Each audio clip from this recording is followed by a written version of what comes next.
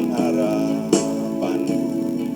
Ku percaya hanya kepadamu, Yesus, Kaulah perlindunganku, Engkau yang selalu kupuji. Mulutku penuh dengan pujian kepadamu, ya Yesus Tuhan. Panjang hari ku beri penghormatan kepadamu, ya Bapa. Kepadamu, ya Bapa-Ku.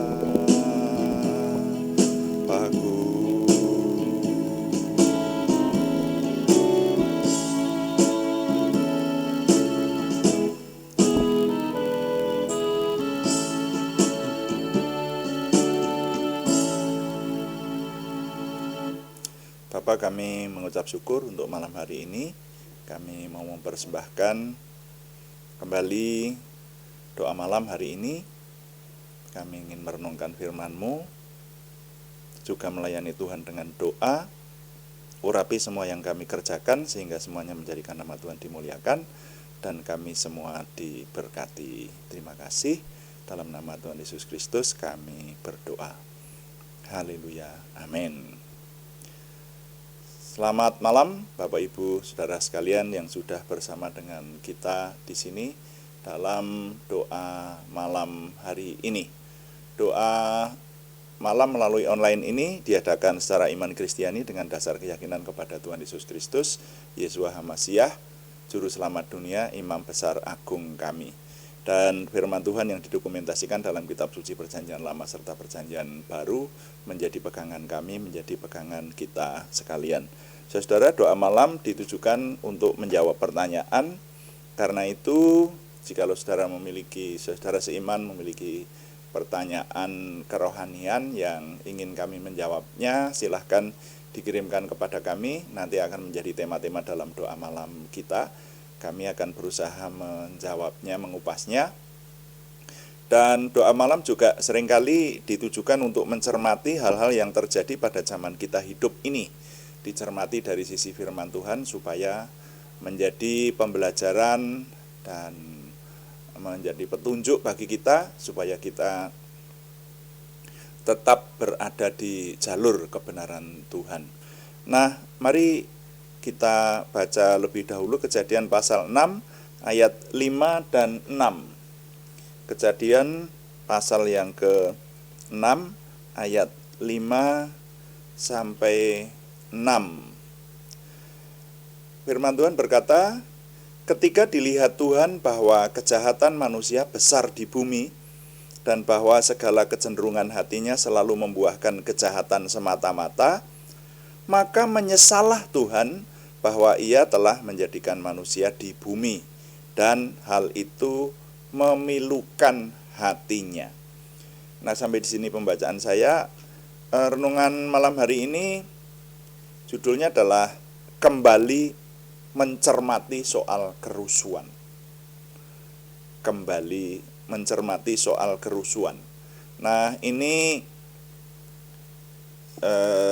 saya teringat akan berita viral dalam minggu ini, saudara yang belum memahami bahwa terjadi kerusuhan di Paris, Perancis, dan kerusuhannya hebat, ya, sampai rumah wakil wali kota dijarah, rumah wali kota dibakar, banyak mobil-mobil dibakar, banyak kerusuhan di mana-mana, dan kerusuhan meluas. Tadinya hanya di kota Nanterre, tapi kemudian meluas sampai di Paris, di ibu kota Perancis, yaitu tadi sampai rumah wali kota dibakar. Kemudian meluas sampai di Lyon, sampai di Marseille, sampai di Dijon dan Toulouse tulisannya, membacanya mungkin Toulouse. Nah, ini ternyata dipicu oleh penembakan polisi kepada seorang remaja usia 17 tahun yang bernama Nahel Marzouk. Nahel Marzouk itu ditembak polisi karena alasannya melanggar lalu lintas dan mau melawan, katanya seperti itu katanya.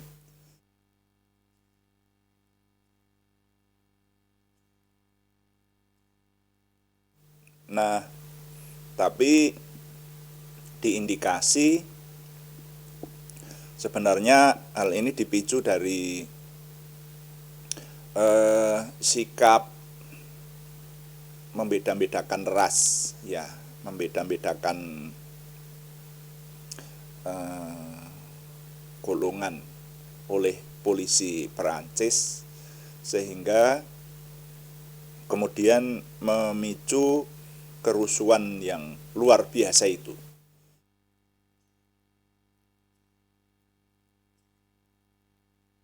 Nah, kerusuhan itu menggerakkan terutama orang-orang muda dan bahkan sampai ke tetangga sekitar. Ini berita terakhir dicatat sudah meluas sampai di Swiss, juga ada protes, ada demonstrasi semacam itu, juga sampai di Belgia, sampai di Guyana. Nah, jadi orang-orang menjadi beringas dan melakukan tindakan merusak, saudara. Makanya disebut dalam berita-berita sekarang ini Paris membara, banyak kebakaran seperti itu. Nah, pertanyaannya kenapa hal itu bisa terjadi, saudara-saudara ya. Jadi mestinya kalau dipicu oleh seorang remaja yang ditembak oleh polisi, nah seharusnya kan paling tidak hanya di satu kota itu seperti itu. Tapi kok bisa meluas sampai di beberapa kota, bahkan sampai di negara lain. Nah, ini yang saya jadi teringat, Indonesia pernah mengalami semacam ini. Dulu zaman saya hidup ini, saya sudah mendengar berita, jadi saya mengalami zaman yang seperti itu, ya, mendengar berita-berita di Jakarta terjadi kerusuhan hebat semacam itu, juga di Solo waktu itu, saudara sekalian. Nah, ini memprihatinkan. Dan saya ingat salah satu teman di kantor mengisahkan, jadi waktu itu saya masih bekerja, teman yang bekerja di kantor di Jakarta berkata, hari itu ketika terjadi kerusuhan, dia terjebak di jalan. Jadi keadaan macet total, tidak ada kendaraan bisa berjalan. Jadi orang-orang itu pada berhenti dan ya sudah berjam-jam di situ, bahkan sampai malam seperti itu. Dan tiba-tiba ada anak kecil yang membawa tongkat besi, rombongan banyak seperti itu, dan berkata, oh ini mobil yang masih utuh, ini tidak boleh utuh itu. Lalu memecahi kaca-kaca seperti itu. Nah, pertanyaannya, ini anak kecil ini sebetulnya tahu apa? Kok manusia itu cenderung merusak, padahal dia tidak mengerti masalahnya dari apa, dipicu soal apa gitu. Ya pokoknya merusak ya merusak, seperti itu. Nah, ini saudara-saudara, ketika kita merenungkannya, maka mencermati apa yang terjadi di Paris, Perancis dalam hari-hari ini, mari kita mengingat firman Tuhan yang berkata tadi, Kejadian pasal 6 ayat 5 dan 6. Tuhan melihat bahwa, ini firman Tuhan ini, ya, yang dicatat di sejarah suci ini. Tuhan melihat bahwa kecenderungan hati manusia itu membuahkan kejahatan semata-mata. Makanya kalau ada salah satu pemicu seperti itu, lalu orang suka berbuat jahat. Nah sekarang membakar rumah wali kota seperti itu kan sudah tindakan yang sebetulnya secara langsung tidak ada hubungannya dengan polisi yang membunuh remaja tadi toh, Nahel Marsyok itu. Ya, secara langsung tidak ada sebetulnya. Tapi menimbulkan kebencian kepada pemerintah, menimbulkan kebencian kepada aparat, lalu menimbulkan tindakan yang merusak. Dan ini kalau kita renungkan, firman Tuhan sudah memberitahukan lebih dahulu bahwa kecenderungan hati manusia itu selalu membuahkan kejahatan semata-mata. Menurut firman Tuhan semacam itu, dan ini terbukti, faktanya memang semacam itu. Nah, menghadapi semacam ini, mari kita sebagai orang beriman ikut menjaga ketentraman dunia ini dengan ikut menjaga ketertiban dan kedamaian di lingkungan kita, dan juga kita sendiri tidak menjadi pelaku, kan semacam itu. Nah, ini diindikasi kalau seperti yang terjadi di Indonesia pada tahun-tahun itu, kerusuhan di Solo itu tahun 98 ya.